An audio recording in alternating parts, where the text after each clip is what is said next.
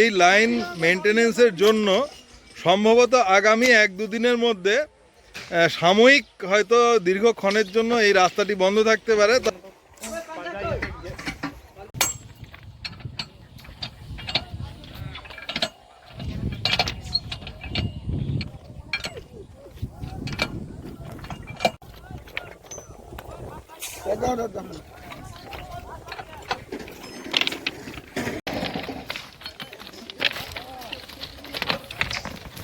এই যে বিষয়টা দেখছেন, এই যে এখানে পাথরগুলো একদম উপর অব্দি আছে, এরপরেই দেখুন পাথরগুলো কিন্তু নেমে গেছে।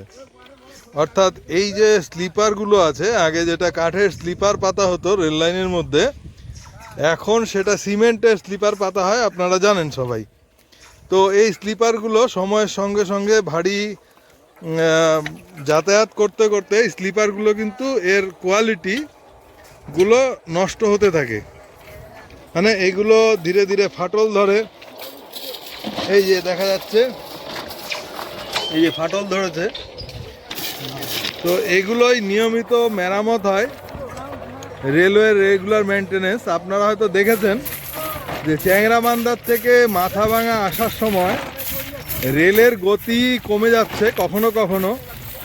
তো তার কারণ হচ্ছে এটাই, এই যে রেলওয়ে ট্র্যাকগুলো প্রথমে স্লিপারগুলো সরানো হচ্ছে, প্রথমে এই যে পাথরগুলো সরানো হচ্ছে, পাথরটা না সরালে স্লিপারটা বেরোতে পারবে না, এবং তারপরেই এই স্লিপারটা সরানো হবে। এবং যেখানে যেখানে এই জয়েন্টগুলো আছে সেগুলো এবার শুনে নেই এখান থেকে যে প্রক্রিয়াটা কি, কতদিন লাগবে, কোথার থেকে কোথায় অবধি এই কাজটা হচ্ছে। যাদের তত্ত্বাবধানে এই কাজগুলো হচ্ছে তাদের থেকে জেনে নেই যে বিষয়টা কি এবং কতদিন লাগবে, কোথার থেকে কোথা অবধি হচ্ছে। বলুন। বলেন না, আপনি বলেন। মানে এই যে দেখছি মাঝে মাঝে ধরুন ওখান থেকে আসার সময় ট্রেনের গতিটা স্লত হয়ে যাচ্ছে চ্যাংরাবান্ধার পরে, তার কারণটা কি? কারণটা হচ্ছে এখন ওই রেলের যে আমাদের স্লিপার যে হয় না, পাত্তার নিচে যে স্লিপারগুলো, হ্যাঁ, কংক্রিটের যে স্লিপারগুলো হয়, হ্যাঁ, সেই স্লিপারগুলো চেঞ্জিং হচ্ছে। আচ্ছা, সে স্লিপারগুলো ফার্স্ট অ্যাকচুয়ালি এই লাইনটা চালু হয় বিগত 10 বছর আগে। তো 10 বছর আগে এই স্লিপারগুলো বসানো হয়ে গেছিলো। তো ইঞ্জিনিয়ারিংয়ের ভাষা যেটা, এটা অ্যাকচুয়ালি আপনার মানে স্লিপারের যে আপনার স্ট্রেনটা সেটা অলরেডি কমে গেছে আর কি। আচ্ছা, সেটাই চেঞ্জ করা হচ্ছে আর কি। মানে এটার আয়ু আর কি, নির্দিষ্ট আয়ু থাকে নাকি? হ্যাঁ, সময় থাকে, একটা সব সময় থাকে। কংক্রিটের যেহেতু সিমেন্টের একটা স্ট্রেন থাকে, সেটা ধীরে ধীরে মানে মোটার কোমরটা কমে গেছে আর কি। এটা ঠিক আছে, এখন নতুনভাবে আবার বসানো হচ্ছে আর কি। আচ্ছা, এই যে প্রক্রিয়াটা শুরুর থেকে শেষ অবধি বলুন। প্রথমে কি পাথরটা সরায়, পরে কি কি হয় বলুন একটু। অ্যাকচুয়ালি পাথরটা সরাতে হয় ওই স্লিপারগুলোকে বের করানোর জন্য, ঠিক আছে। অ্যাকচুয়ালি তো আগে ম্যানুয়াল হতো, এখন আমাদের মেশিনারি কিছু অনেক মেশিনারি বের হয়ে গেছে।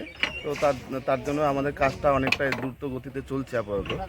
তো ওটা যেমন কালকে আমাদের ব্লক থাকবে সকালবেলা ওই মেশিনারির পদ্ধতি দিয়েই এটাকে আমরা চেঞ্জ করবো আর কি। আপাতত পাথরগুলো সরাইতে হয়, তারপর কি হয় ওই মেশিনটা যে থাকবে সেই মেশিনটা চলার জন্য আলাদাভাবে আমাদেরকে লাইন তৈরি করতে হয়।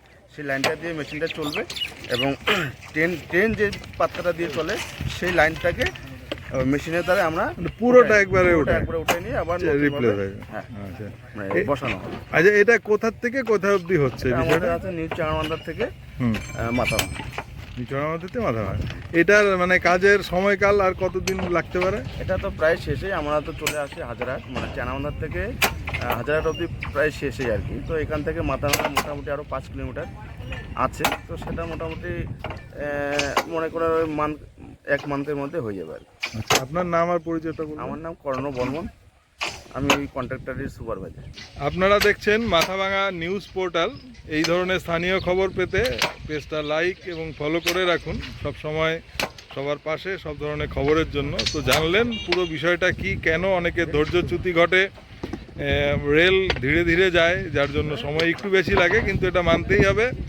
যেটা উনি বললেন যে সময়ের সঙ্গে সঙ্গে সব কিছু তার রিপেয়ারিং এবং রিপ্লেসমেন্টের প্রয়োজন হয়, সেই প্রক্রিয়াই চলছে। তার জন্য কিছুদিন এই সময়টা ধৈর্য ধরতে হবে স্থানীয় যারা এই রাস্তা দিয়ে যাতায়াত করেন।